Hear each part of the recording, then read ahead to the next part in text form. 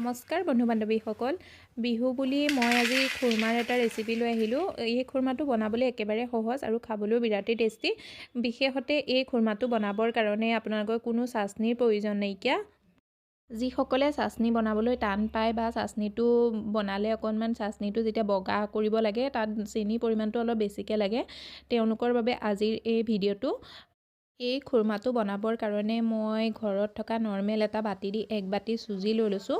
আৰু যোনটো বাটিয়ে মই চুজি লৈছোঁ সেইটো বাটিয়ে আধা বাটিতকৈ কম, মানে চামুচৰ হিচাপত ক'বলৈ গ'লে 4 চামুচ মই গেহুৰ আটা লৈ লৈছোঁ। গেহুৰ আটাৰ জেগাত আপোনালোকে ময়দাও ল'ব পাৰে। আৰু এইটো ধ্যান ৰাখিব যে যোনটো বাটিয়ে আমি চুজি লৈছোঁ সেইটো বাটি দি পেলাই আমি গোটেইকেইটা বস্তু ল'ব লাগিব। আজি যিহেতু বিনা চাচনিৰে আমি খুৰমা বনাম আৰু খুৰমাটো বনাবৰ কাৰণে মিঠাৰ প্ৰয়োজন হ'ব আৰু মিঠা দিবৰ কাৰণে চেনি দিবই লাগিব। ইয়াত মই চেনি যোনটো বাটিয়ে চুজি লৈছিলোঁ সেইটো বাটিয়ে মই আধা বাটি চেনি দিছোঁ। চেনিখিনি মই পাউডাৰ চেনি ব্যৱহাৰ কৰিছিলোঁ, মানে নৰ্মেল চেনিটো মই মিক্সিত ঘূৰাই লৈছিলোঁ। ঘূৰাই লোৱাৰ লগতে একদম পূৰা ধুনীয়াকৈ পাউডাৰ হৈ গ'ল, সেইখিনি মই এড কৰি দিছোঁ। 1 বাটি চুজিৰ কাৰণে আধা বাটি চেনি একদম পাৰফেক্ট জোখৰ হয়। মিঠাটো আপোনালোকে নিজৰ হিচাপ অনুসৰিও দিব পাৰে, কিন্তু এইটো একদম মানে আধা বাটিটো ধুনীয়া জোখৰ হয়। আৰু চুজিৰ লগত চেনিখিনি ভালদৰে মিলাই ল'ম আৰু মিহলি হৈ যোৱাৰ পিছত ইয়াত আমি মইন দিম। মইনৰ কাৰণে মই ৰিফাইন তেল ব্যৱহাৰ কৰিছোঁ। ৰিফাইন তেলৰ জেগাত আপোনালোকে ঘিউ দিব পাৰে। ইয়াত মই 2 চামুচ ৰিফাইন তেল এড কৰিছোঁ। ৰিফাইন তেল এড কৰি পেলাই ভালদৰে মিলাই ল'ম আৰু মিলাওঁতে হাতেৰে এনেকৈ মুঠি মাৰি চাব। যদি মুঠিটো একদম ধুনীয়াকৈ বান্ধি যায় তেতিয়াহ'লে জানিব এইটো একদম পাৰফেক্ট হয়। আৰু যদি মুঠিটো খুলি যায় তেতিয়াহ'লে ইয়াত ৰিফাইন তেল আৰু 1 চামুচ এড কৰি দিব। মোৰ এইটো ধুনীয়া জোখত হৈ গ'ল। এতিয়া মই এইখিনি একদম ভালদৰে মিলাই ল'লোঁ। ভালদৰে মিহলি হৈ যোৱাৰ পিছত মই এতিয়া ৰেডি কৰি ল'ম। ৰেডি কৰিবৰ কাৰণে মই ইয়াত পানী ব্যৱহাৰ কৰিছোঁ।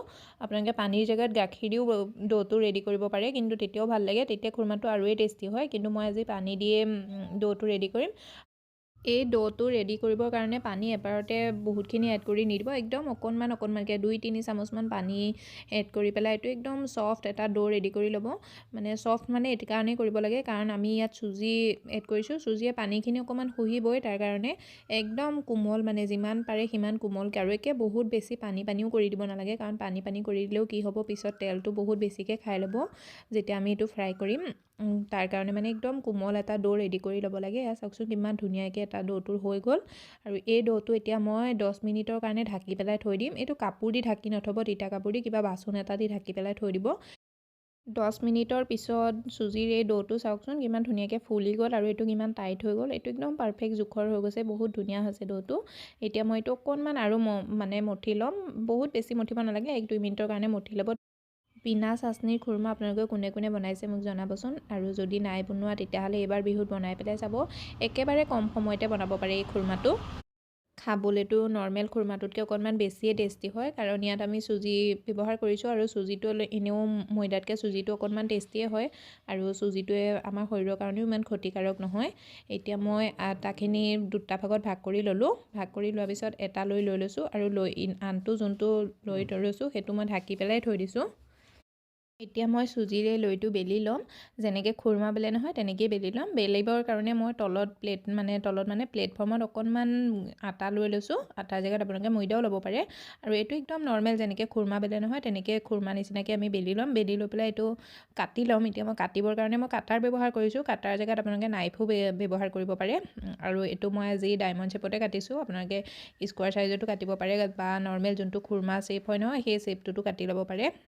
চুজিৰে খুৰমাটো বনাবলৈ একেবাৰে কম সময় লাগে। খালি চুজিটো মানে যেতিয়া ৰেষ্ট কৰিবলৈ দিব নহয় সেইকণেই সময় লাগে। সেই 10 মিনিট সময় ৰেষ্ট কৰা সেইটো সময় লাগে। তাৰ বাহিৰে বাকীখিনি একেবাৰে কম সময়তে বনাব পাৰে এটা খুৰমা। আৰু কম সময়ত বনোৱা খুৰমা বিৰাটেই টেষ্টি খুৰমা হয়। আৰু এয়া চাওক মোৰ খুৰমাটো কাটা হৈ গ'ল। এতিয়া মই এইখিনি উলিয়াই ল'ম এখন প্লেটত। এইটো এনেকুৱা নাভাবিব যে এইটো একদম লাগি ধৰিব বুলি, আঠা নিচিনা হৈ যাব বুলি। প্লেটত দি পেলাই আপুনি হাতে একদম নৰ্মেল হিচাপত খুলি দিলে খোলা যাব। এয়া চাওক মোৰ খুৰমাখিনি হৈ গ'ল। চেম প্ৰচেছত মই গোটেই খুৰমাখিনি কাটি ল'লোঁ।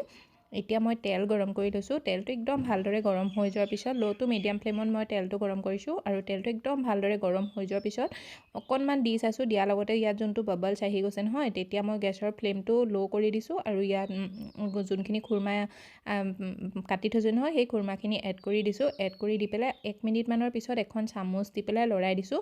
আৰু মই প্ৰথমবাৰ যেতিয়া দিছিলোঁ নহয়, দি পেলাই লগতে মই চামুচ দি লৰাই দিছিলোঁ কাৰণে এই খুৰমাখিনি অকণমান মোৰ ভাঙি গ'ল, কাৰণ আমি ইয়াত মইন ব্যৱহাৰ কৰিছিলোঁ। মইনৰ কাৰণে খুৰমাটো বহুতেই ছফ্ট হৈ গৈছিলে।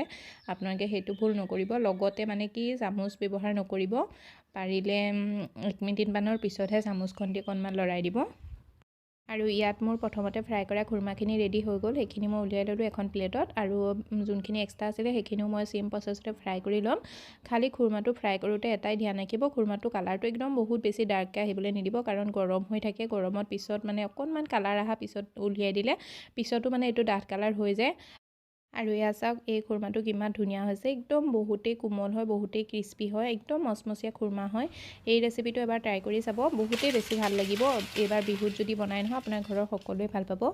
আপোনালোকক মোৰ আজিৰ এই ৰেচিপিটো কেনেকুৱা লাগিছে, যদি ভাল লাগিছে ভিডিঅ'টো লাইক কৰি দিব, শ্বেয়াৰ কৰি দিব আৰু চেনেলটো ছাবস্ক্ৰাইব কৰিবলৈ নাপাহৰিব। লগতে বেল আইকনটো প্ৰেছ কৰি দিব এনেকুৱা ভিডিঅ'বোৰ আগলৈও পাই থাকিবৰ কাৰণে। বিহুৰ সময়ত আমাৰ গৃহিণীসকলৰ কাম বহুত থাকে নহয় জানো, আৰু তেনেকুৱাত আপোনালোকে একদম কম সময়তে এই খুৰমাটো বনাই ল'ব পাৰিব। আপোনাৰ সময়ো বাচি যাব আৰু খুৰমাও হৈ যাব ঘৰত। বহুতেই ধুনীয়া হয়। এই ৰেচিপিটো এবাৰ ট্ৰাই কৰি চাব আৰু কেনেকুৱা হৈছে মোক জনাব।